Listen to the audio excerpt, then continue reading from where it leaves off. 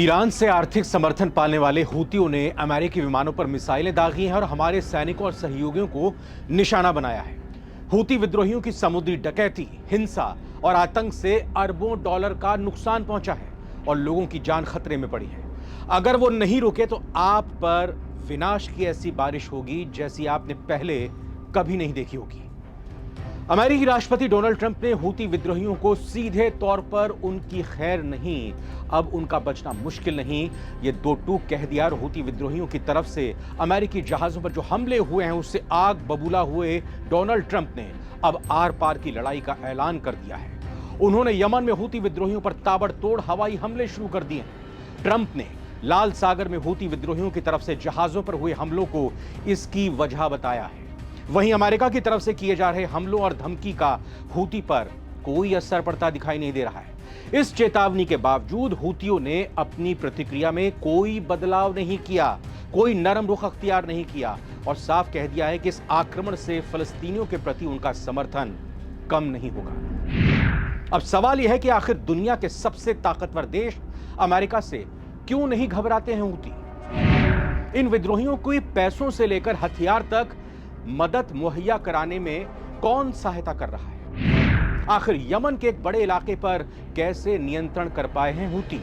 इस वीडियो में इन सभी सवालों का जवाब देने की कोशिश करेंगे। नमस्कार, आप देख रहे हैं नवभारत टाइम्स और आपके साथ मैं हूं रविंद्र सिंह। हूती यमन के अल्पसंख्यक शिया जैदी समुदाय का एक हथियारबंद समूह है। इस समुदाय ने 1990 के दशक में तत्कालीन राष्ट्रपति अली अब्दुल्ला सालेह के कथित भ्रष्टाचार से लड़ने के लिए इस समूह का गठन किया था। हूती संगठन का नाम उनके अभियान के संस्थापक हुसैन अल हूती के नाम पर पड़ा है। वो खुद को अंसार अल्लाह यानी ईश्वर के साथी भी कहते हैं। साल 2003 में अमेरिका के नेतृत्व में इराक पर हुए हमलों में हूती विद्रोहियों ने नारा दिया था, ईश्वर महान है, अमेरिका का खात्मा हो, इजराइल का खात्मा हो, यहूदियों का विनाश हो और इस्लाम की विजय हो। हूती ने खुद को हमास और हिजबुल्लाह के साथ मिलकर इजराइल, अमेरिका और पश्चिमी देशों के खिलाफ ईरान के नेतृत्व वाली प्रतिरोध की धुरी का हिस्सा बताया था। हूतियों के हालिया हमलों को लेकर इसीलिए जानकार कहते हैं कि इसी बात से यह अंदाजा लगाया जा सकता है कि हूती क्यों खाड़ी से इजराइल की ओर जा रहे जहाजों को अपना निशाना बना रहे हैं। हूती यमन के बड़े इलाके पर नियंत्रण कर पाने में कामयाब रहे। दरअसल साल 2014 की शुरुआत में हूती राजनीतिक रूप से काफी मजबूत हो गए थे। जब वो राष्ट्रपति के पद पर अली अब्दुल्ला सालेह के उत्तराधिकारी बने, अब दरबू मंसूर हादी के खिलाफ उठ खड़े हुए। उन्होंने अपने दुश्मन रहे सालेह के साथ एक समझौता किया और उन्हें फिर से सत्ता में लाना चाहा। यमन के उत्तर में हूती सादा प्रांत पर नियंत्रण करने में कामयाब रहे और साल 2015 की शुरुआत में उन्होंने राजधानी सनहा पर अपना कब्जा जमा लिया। ऐसे में राष्ट्रपति हादी यमन छोड़कर विदेश भागे।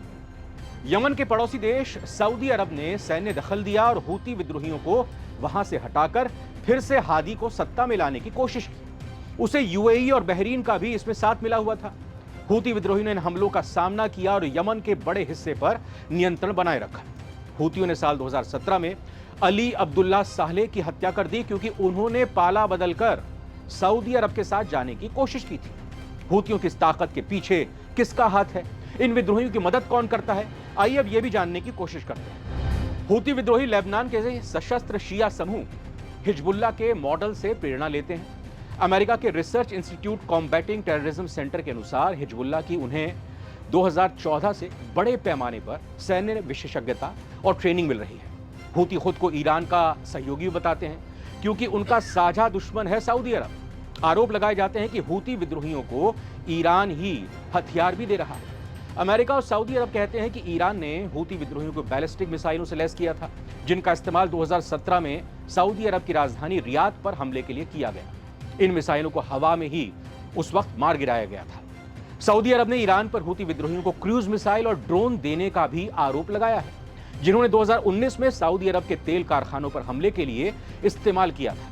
हूती विद्रोही सऊदी अरब पर कम रेंज वाले हजारों मिसाइल दाग चुके हैं और उन्होंने यूएई को भी अपना निशाना बनाया है। इस तरह के हथियारों की सप्लाई करने का मतलब हुआ संयुक्त राष्ट्र की ओर से हथियारों पर लगाए गए प्रतिबंधों का खुला उल्लंघन करना। लेकिन ईरान इन सभी आरोपों को खारिज करता रहा है। अप्रैल 2022 में अब्दरबुह मंसूर हादी ने प्रेसिडेंशियल लीडरशिप काउंसिल को अपनी शक्तियां सौंपी थी।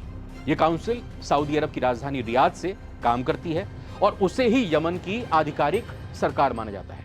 हालांकि यमन की ज्यादा आबादी हूती विद्रोहियों के नियंत्रण में रहती है।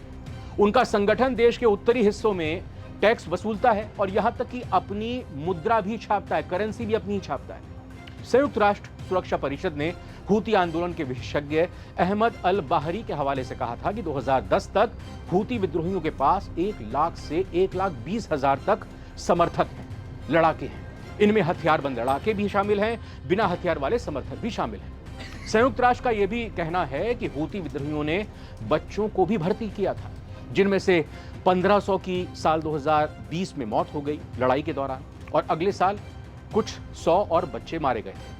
हूती लाल सागर के एक बड़े तटीय इलाके पर नियंत्रण रखते हैं। यहीं से वो जहाजों को निशाना बना रहे हैं।